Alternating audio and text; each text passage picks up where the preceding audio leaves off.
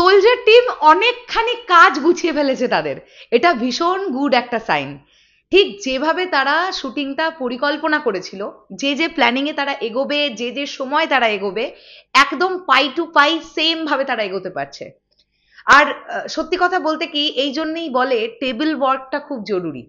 আর Shakib ফাহাদও table ওয়ার্কটা কিন্তু খুব ভালোভাবে করে নিতে পেরেছিলেন, কারণ তিনি একটা লম্বা সময় পেয়েছিলেন। মেগাস্টার শাকিব খান ইউএসএ তে গেলেন তার কিছু কাজের জন্য, এবং যে সময় থেকে সোলজারের শুট শুরু হওয়ার কথা ছিল, শুটটা তো ডিলে হয়েছিল আমরা জানি। তোমরা মনে করে দেখো না, সোলজারের শুট শুরু হওয়ার কথা ছিল, আমরা প্রথম দিকে কি জানতাম, অগাস্ট মাসের মিড থেকে সোলজার ফ্লোরে যাবে, কিন্তু আসলেই সোলজার ফ্লোরে গেল কবে?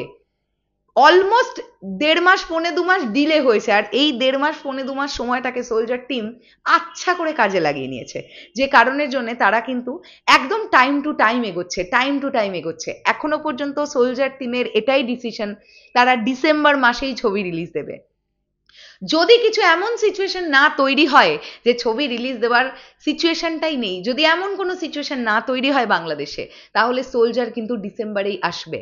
আর এমন কিছু সিচুয়েশন মানে আমি কিসের ইঙ্গিত করছি তোমরা খুব ভালোভাবেই জানো।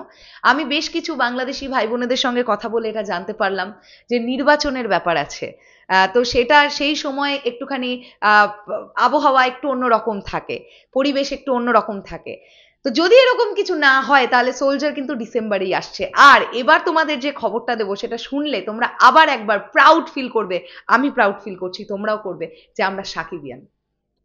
মেগাস্টার শাকিব খান তার পোর্শন গুলো অলমোস্ট 75-80% কমপ্লিট করে ফেলেছেন সোলজারের জন্য। এখন গান শুট বাকি আছে, গান কিন্তু শুট বাকি আছে একটাই, আই থিঙ্ক সো ওটা একটা ডান্স নাম্বার ছিল, ওটা একটা পেপি নাম্বার ছিল, যেটা কোনো একটা ইভেন্টের মধ্যে পারফরমেন্সটা হচ্ছে, সিনটা এরকম একটা আসবে, ওই গানটা শুট হয়েছে। বাদ বাকি যে গানগুলো আছে সেই গানগুলো শুট কিন্তু এখনো বাকি। আমরা ডেফিনেটলি আশা করব একটা সুন্দর একটা মিষ্টি রোম্যান্টিক ট্র্যাক আমরা পাবো, যেখানে মেগাস্টার শাকিব খান এবং তানজিন তিশাকে আমরা for the first time romance করতে দেখতে পাবো গানের মধ্যে। এরকম একটা আশা আমরা করছি, কারণ ওই জুটিটাকে দেখতে কেমন লাগছে আসলে আমাদের তো বুঝতে হবে সেটা, তাই না? তো গানগুলো শুট বাকি, আর মেগাস্টারের অল্প কিছু পোর্শন বাকি আছে। টিমের থাইল্যান্ড যাওয়ার কথা, আমি যতটুকু যা জানি টিম কিন্তু বাইরে যাবে, এবং খুব তাড়াতাড়ি তারা বাইরে যাবে, কারণ বাংলাদেশের পোর্শন অনেকখানি গুছিয়ে ফেলেছে সোলজার টিম দারুণভাবে। এখন সোলজার টিমের যেটা করা উচিত, আমি জানি না তারা করছে কিনা, করলে তো কেয়াবাদ ব্যাপার।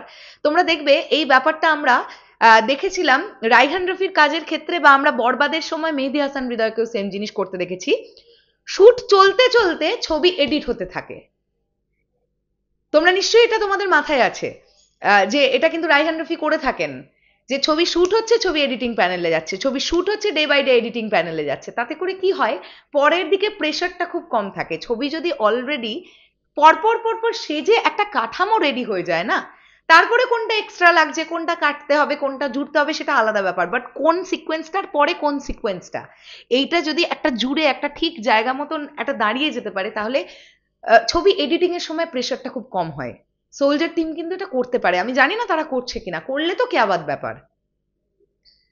কারণ যেহেতু এটা একটা দেশপ্রেম কেন্দ্রিক ছবি, আমরা এটা আশা রাখবো যে কিছু ব্লাস্টিং এর দৃশ্য টিশ্য থাকবে, কিছু এমন দৃশ্য তো থাকবেই যেখানে ফাইট মোমেন্ট, বা কিছু এমন যেখানে গুলিগালা চলছে, তো সেখানে কিন্তু ভিএফএক্স এর কাজ প্রয়োজন পড়বে, আমি আই থিঙ্ক সো।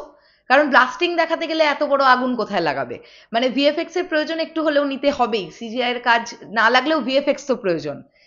তো সেই কাজগুলো যদি খুব ভালোভাবে টিম করতে থাকতে পারে, এগুলোই কিন্তু এমন কাজ যেগুলো টিম আগে ভাগে শুরু করতে পারে, তাহলে পরের দিকে গিয়ে প্রেশারটা কম পড়ে। কারণ এতজন আর্টিস্ট তারা ডাবিং করবেন, ফ্লোর কমপ্লিট না হওয়ার পরে তো মানে না হলে তো ডাবিং করা যায় না। তারা কি বলেছেন এক্স্যাক্টলি মাইকে রেকর্ড হয়েছে সেটা শুনে, কানে শুনে তারা ডায়ালগটা, সেম ডায়ালগটা দেবেন, ওটা মাইক্রোফোনে রেকর্ড হবে, তারপরে বসবে। তো এইভাবেই তো অ্যাকচুয়ালি ডাবিং গুলো হয়। কিন্তু সোলজার টিম খুব সুন্দরভাবে কাজ কমপ্লিট করছে, দারুণভাবে। ইনফ্যাক্ট আমি যদি ভুল না করি, গতকালও সোলজার টিমের শ্যুট ছিল, এবং শ্যুট ছিল কোন একটি হোটেলে। সেটা কি ওই ঢাকার সেই হোটেলটাই যেখানে ডান্স নাম্বারটা শ্যুট হলো, নাকি অন্য কোনো জায়গায়, সেটা আমি জানি না। তবে সোলজার টিম খুব ভালোভাবে শ্যুট করছে, এই আপডেট আমার কাছে আছে। এবার দেখা যাক কি হয়। শেষ করলাম ভিডিওটা, আসছি আবার খুব শিগগিরই নতুন কোনো ভিডিও নিয়ে। তাহলে এখনের জন্য টাটা।